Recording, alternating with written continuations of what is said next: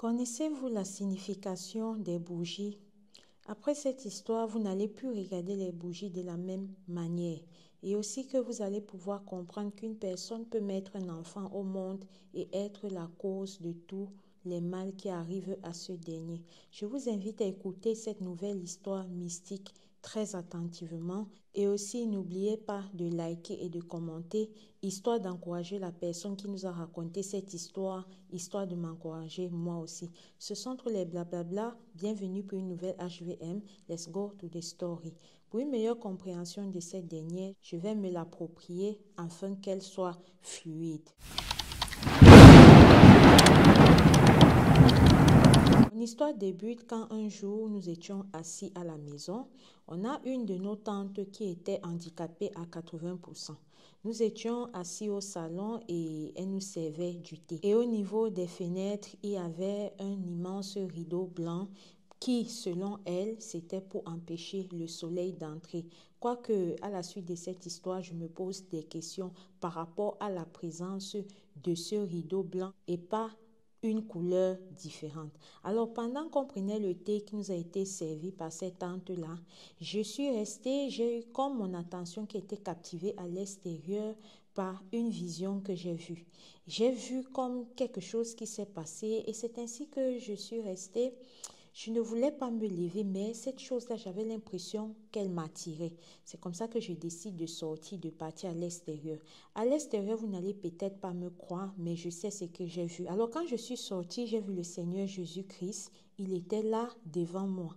Et quand je l'ai regardé, quelques instants plus tard, il est parti et je suis rentrée dedans. Déjà, ce premier contact s'est fait à l'âge de 6 ans. Alors, le temps est passé. Quand j'étais dans mes 11 ans, je suis restée un jour au même endroit où j'avais vu l'Éternel. Voilà, j'étais là-bas en train de jouer. Je vois mon grand-père qui est déjà décédé. Alors, comment est-ce qu'il était? Il était assis. Il m'a positionné sur un arbre. Et sur cet arbre-là, il m'a mis de manière à ce que je sois courbée comme ça. Il est parti se mettre en position de tir. Il avait un fusil de chasse superposé. Il a tiré sur moi. À ma grande surprise, aucune balle ne m'a prise. Et quand je restais le temps de comprendre le pourquoi, il a disparu, il est parti.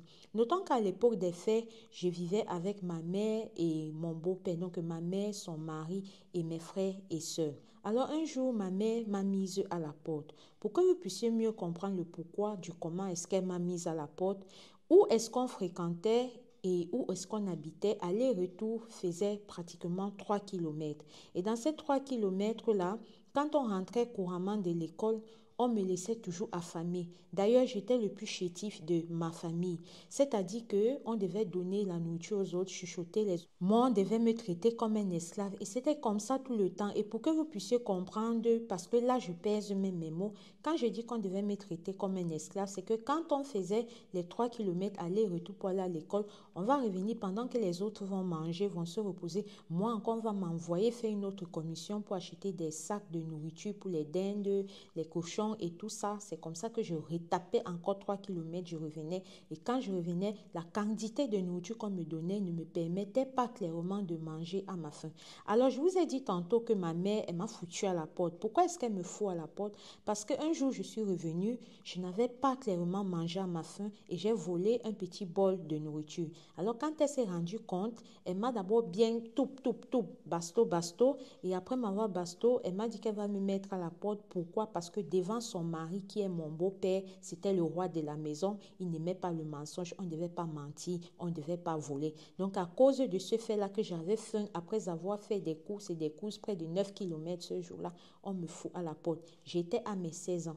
Quand elle me met à la porte comme ça, je suis là, elle a confisqué tous mes papiers, mes documents.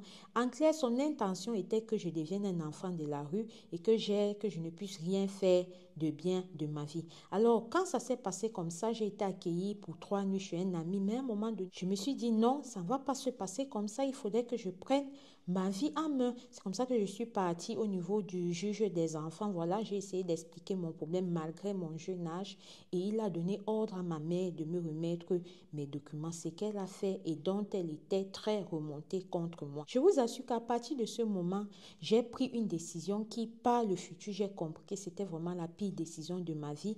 Quand je n'avais nulle part où aller, c'est comme ça qu'il y a l'une des sœurs de ma mère, donc en l'occurrence ma tante, qui m'a fait comprendre que non, tu ne peux pas toujours rester comme ça dans la rue. Quand j'ai quelque part, où est-ce que tu pourras venir habiter? Je t'invite à venir habiter chez moi. C'est que, comme je vous ai dit un peu plus tôt, a été une grande erreur de moi.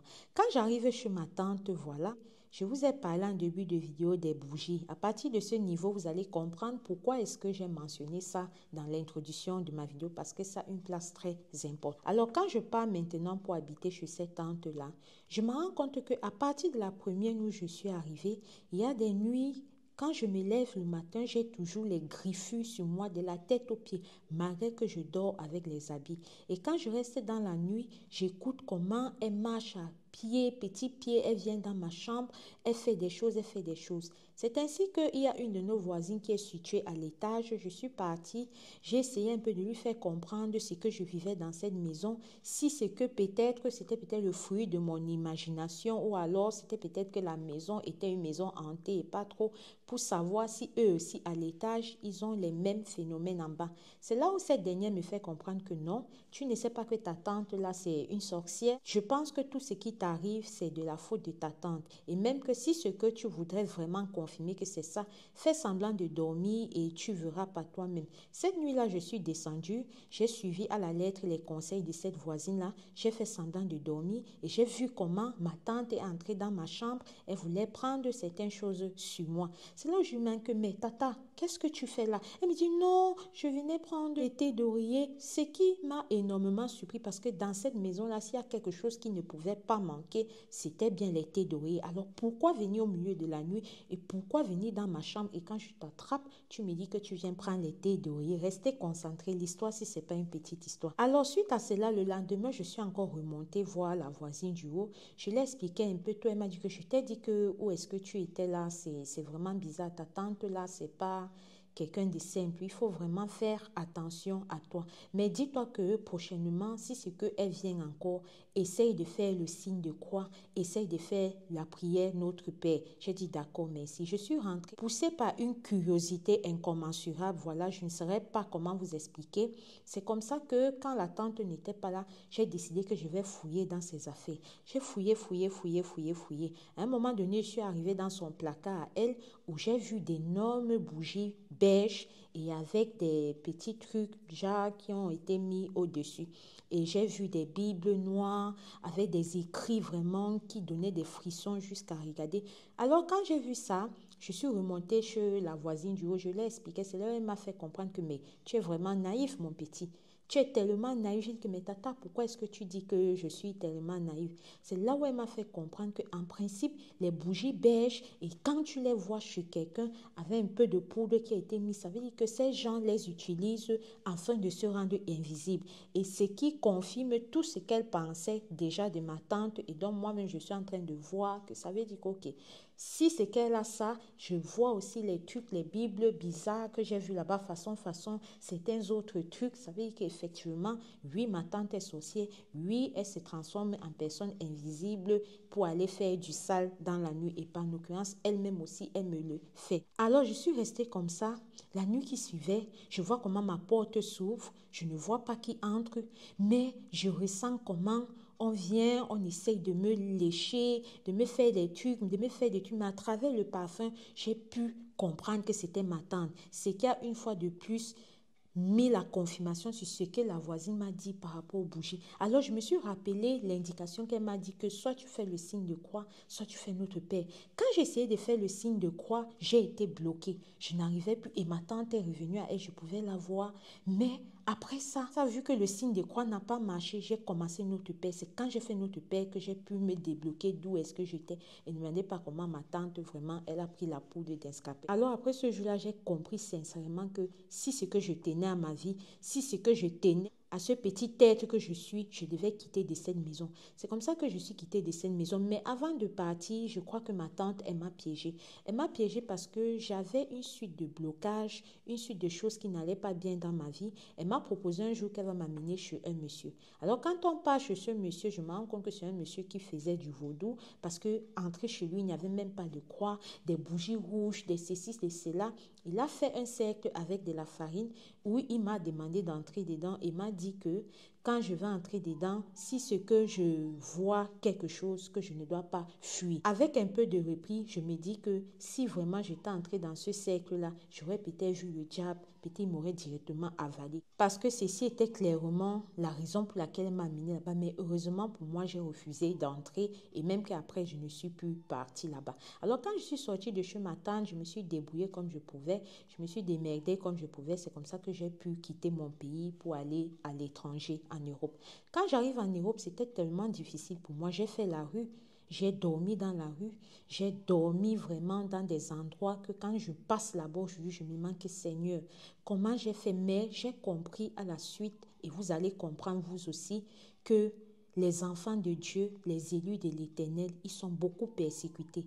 Les élus de l'Éternel, ils ont beaucoup de problèmes parce que Satan sait que ce sont les pépites de Dieu et il ne nous laisse pas avec de repos. On est tout le temps sans repos. Alors quand j'arrive à l'Occident, comme je vous ai dit, c'est comme ça que j'ai eu à intégrer un appartement dans lequel vivait d'abord mon frère, appartement qui avait été acheté par ma mère, voilà. Et quand il est quitté parce que sa famille s'est agrandie, il m'a laissé là-bas un moment. Quand je suis arrivée là-bas, un jour j'étais là, j'ai reçu la visite de deux messieurs qui sont venus. Ils m'ont demandé s'ils peuvent me faire la parole divine. J'ai dit qu'ok, il n'y a pas de souci.